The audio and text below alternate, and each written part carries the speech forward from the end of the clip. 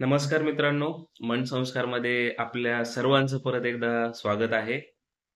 जीवनामध्ये असे खूप सारे प्रसंग येतात, की त्या प्रसंगामध्ये आपण कधी बोललं पाहिजे आणि कधी शांत बसलं पाहिजे हे आपल्याला समजत नाही. पण कधी-कधी बोलण्यापेक्षा किंवा प्रतिक्रिया देण्यापेक्षा शांत बसणं हेच आपल्यासाठी चांगलं असतं. आपल्या मानसिक आरोग्यासाठी आणि आपल्या शारीरिक आरोग्यासाठी दोन्हीसाठी. तर मग आजच्या या व्हिडिओमध्ये आपण बघणार आहोत असे प्रसंग, की ज्याच्यामध्ये आपण बोलण्यापेक्षा शांत बसलं पाहिजे.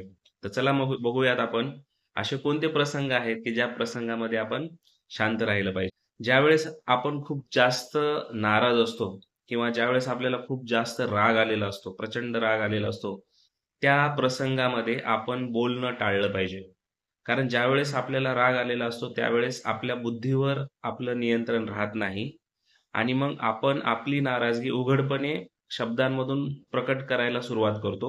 त्याच्यामुळे जे नातेसंबंध असतात ते दुरावण्याची शक्यता असते किंवा काहीतरी अशा गोष्टी आपण बोलून जातो, की ज्या आपल्या पुढच्या भविष्यासाठी चांगल्या नसतात.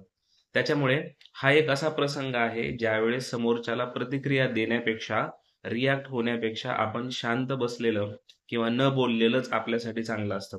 तर लक्षात ठेवा, ज्यावेळेस आपल्याला खूप जास्त राग आलेला असतो किंवा ज्यावेळेस आपण खूप जास्त प्रचंड नाराज असतो, त्यावेळेस आपल्याला बोलायचं नाहीये, शांत बसायचं आहे. पुढचा प्रसंग आहे, ज्यावेळेस आपला जवळचा व्यक्ती कुणीतरी खूप प्रचंड प्रमाणामध्ये रागावलेला आहे. त्याला फार राग आलेला आहे. जवळचा व्यक्ती असेल किंवा आपला कोणीतरी बॉस असेल, तर त्या सिच्युएशनमध्ये सुद्धा आपल्याला आपल्या भावना शब्दांमधून बोलून दाखवायच्या नाहीयेत.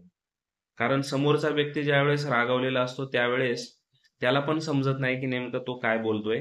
त्याच्यामुळे त्याच्या बोलण्याला आपण प्रत्युत्तर नाही दिलं पाहिजे. वादविवाद हा असाच सुरू होतो. समोरचा माणूस ज्यावेळेस काहीतरी आपल्याशी बोलतो, त्यावेळेस आपण त्याला प्रत्युत्तर देण्याचा प्रयत्न करतो. आपल्याला असं वाटतं, की आपण त्याला प्रत्युत्तर देऊ, प्रतिक्रिया देऊ म्हणजे त्याला आपलं म्हणणं समजेल. पण असं कधीच होत नाही.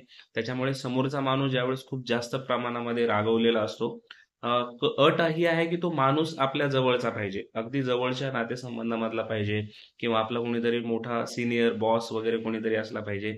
त्या केसमध्ये आपल्याला प्रत्युत्तर द्यायचं नाहीये. आपल्याला त्या केसमध्ये रिएक्ट करायचं नाहीये. त्याच्यामुळे ही एक अशी परिस्थिती आहे ज्याच्यामध्ये आपण शांत बसलं पाहिजे, बोललं नाही पाहिजे. आपल्याला असं वाटतं, की आपण त्याला प्रत्युत्तर देऊन आपण त्याला समजून सांगू. पण सायकॉलॉजी अनुसार तो समोरचा माणूस जो असतो, तो ऐकून घेण्याच्या मनस्थितीमध्ये नसतो.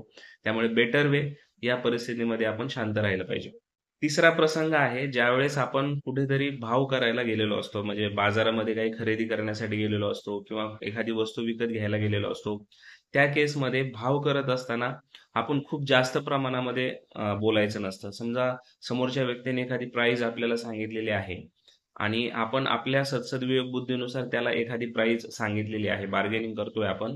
तर त्या केसमध्ये आपण खूप जास्त प्रमाणामध्ये जर बोलायला गेलो, तर समोरच्याला असं वाटतं, की आपल्यापेक्षा याला जास्त गरज आहे. त्याच्यामुळे तो त्याच्या भूमिकेवर ठाम राहतो. त्याच्यामुळे एकदा तुमचं मत एकदा सांगितलं, एकदा दोनदा, की त्याच्यानंतर फार जास्त तुम्ही भाव करण्याची गरज नाही किंवा त्याला खूप जास्त बोलण्याची गरज नसते.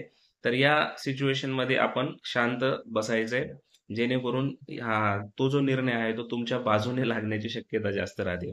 चौथा प्रसंग आहे, आपला कोणीतरी प्रियजन म्हणजे मित्र असेल किंवा जवळच्या नातेवाईकांमधला कोणीतरी नातेवाईक असेल, तो खूप जास्त दुःखामध्ये आहे. त्याला काहीतरी दुःख झालंय किंवा एखादा जवळचा कुणीतरी व्यक्ती एक्सपायर झालाय किंवा असा काहीतरी प्रसंग घडलाय, की तो फार दुःखी आहे त्या सिच्युएशनमध्ये.